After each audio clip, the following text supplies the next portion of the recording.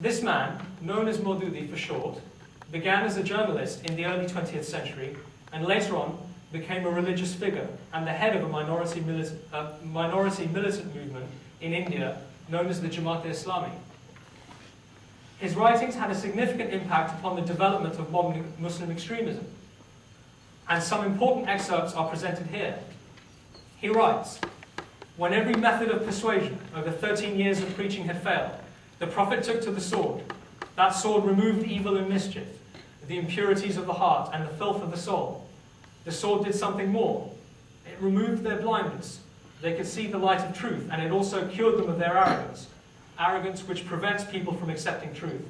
Stiff necks and proud heads bowed with humility." Thus, Maududi, far from understanding that Islam was never spread by the sword, and that the Holy Quran categorically rejects such a thing, preached that Islam, from the very beginning, had been spread through the use of force, and not through the beauty of its teachings. His audacity, however, did not stop there. Maududi took his doctrine of compulsion further and claimed that Islam requires the execution of anyone who is judged to be an apostate. He writes, "We neither allow any Muslim to change his faith, nor allow any other religion to propagate its faith. And whenever an Islamic revolution takes place, all non-practicing Muslims should, within 1 year, declare their turning away from Islam and get out of Muslim society. After 1 year, all born Muslims will be considered Muslim. All Islamic laws will be enforced upon them. They will be forced to practice all the fara'id and wajibat of their religion. And if anyone then wishes to leave Islam, he will be executed." So, when applied to the preaching of Islam, the concept that Maududi expounded meant compelling people to convert by waging what he labeled as holy wars or jihad against disbelievers. When applied to those that were already Muslim, his ideology dictated that they be kept strictly adherent to his view of Islam, under the threat of execution. When one compares these teachings with the verses of the Holy Quran and the behavior of the Holy Prophet, peace be upon him, that I have already shown you, it becomes clear that Maududi's doctrines are not anything to do with Islam, as he claims, but are in fact part of his own fantasy. There is evidence that Maududi and other proponents of extremism within Islam were heavily influenced by Western Orientalist historians. Many of these historians, who wrote mainly in the 19th century, were devout Christians, and their extremely biased interpretation of early Islam fed into the ideologies that were developed further by Muslim extremists. Dr. C. Fander is one such person. He was a radical cleric who preached aggressively in India in the 19th century, and he writes, "For 19 years, Muhammad preached his religion in conciliatory terms and with great patience. Now, in Medina, he became al-Nabi al-Sayf, the sword-wielding prophet. And since then, Islam's strongest argument has been the sword. If we study the behavior of Muhammad's followers, we notice that they thought it was not necessary for them to follow a religious and moral code. God demanded from them only one thing, that they should fight for God with swords, arrows, daggers, and sabers, and continue to kill." Another European critic of Islam, Ar-Dozi, wrote, "Muhammad's generals preached Islam with a sword in one hand and the Quran in the other." George Sale wrote, "When the followers of the Prophet increased in number, he claimed that God had allowed him to attack the unbelievers, so that idolatry be destroyed and true religion be established." It is evident from the aforementioned verses of the Holy Quran and the behavior of the Holy Prophet that the allegations made by these writers are baseless, to say the very least. Unfortunately, extremists know very little of Quranic teachings, or the actions of the Holy Prophet, peace be upon him, or indeed early Islamic history, and to them this wasn't so clear. Thus, they drew quite heavily upon the skewed ideas of the Orientalists. The natural question at this stage is how these extremist ideologies came to be accepted by Muslims when the Holy Quran and the teachings of the Holy Prophet are so clearly against them. Again, the answer is ignorance. The same ignorance that allowed extremists to write falsely about Islam and its beginning allowed and continues to allow Muslims, admittedly a small minority of them, to accept these philosophies. Initially, the members of these extremist groups were confined in terms of their activity to their own countries or subcontinents. But now, through a special set of circumstances, which I shall explain, extremism has become a global problem. When trying to understand how this expansion happened, appreciating the influence of the Western powers becomes crucially important, since this influence was key in extending the scope of what was originally local pockets of Muslim extremists targeting members of their own religion. In the late 1970s, when the Soviet Union was attempting to invade and occupy Afghanistan, the United States, and specifically the Central Intelligence Agency, with its policy of preventing communist expansion at the end of the Cold War, realized that the Muslims in the region who held extremist views were potentially a very valuable asset. Over 1,500 madrasas, or religious schools, were set up with the aim of producing a large number of extremists.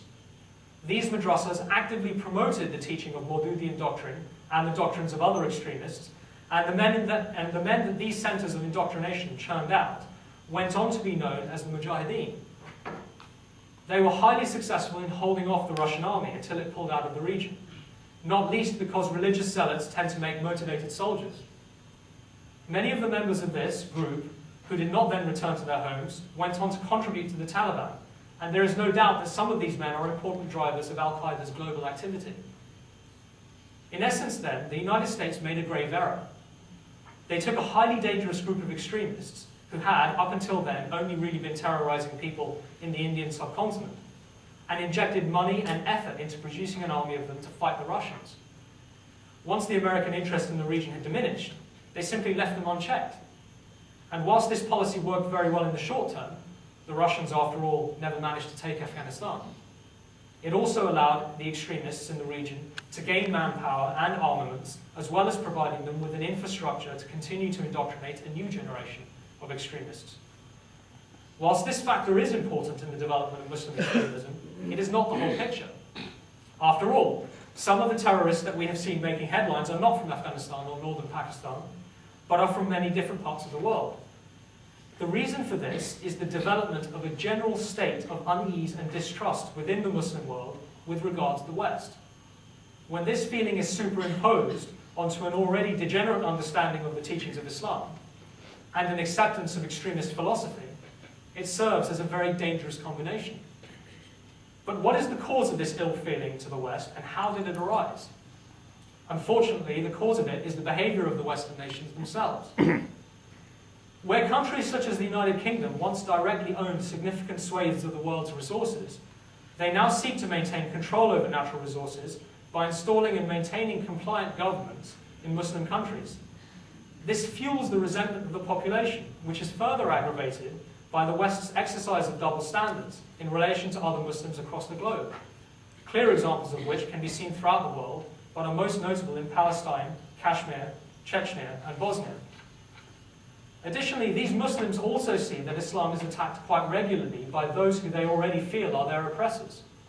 Scarcely a month goes by where a slanderous book or article or derogatory cartoons are not printed about the Holy Prophet Muhammad, peace be upon him, or his companions, or his family. And this only serves to further inflame those who are already extremist in their views and are dissatisfied by the rule of government that they feel has been imposed upon them. Here again is a sad exposition of double standards held by the countries in which we live. More often than not, where a defamation or a clear insult to Muslim sensibilities is concerned, cries of free speech are raised, and it is claimed that such free speech, no matter how hurtful or insulting it is to Muslims, is the hallmark of a civilized society. But when it comes to the feelings of others, for example the Jewish community, who find denial of the Holocaust hurtful and offensive, and rightly so, it is not only frowned upon, but has actually been made illegal in several Western European countries. And by that I didn't mean that denial of the Holocaust is correct, I mean that it's correct for people to feel insulted by denial of the Holocaust. All of these factors mixed together in an age of information, where the propaganda that the superpowers produce to cover their behavior is becoming less and less effective. Thus, some young Muslims, because of their ignorance of Islamic teachings and the indoctrination of extremists, see the Western world as a target and join with others who have an extremist mindset to commit global acts of terror.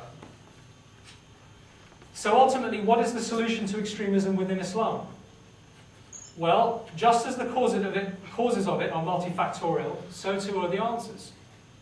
We have seen that the root cause of extremism is the perversion of Islam, which can only occur when the general populace becomes ignorant of its true teachings.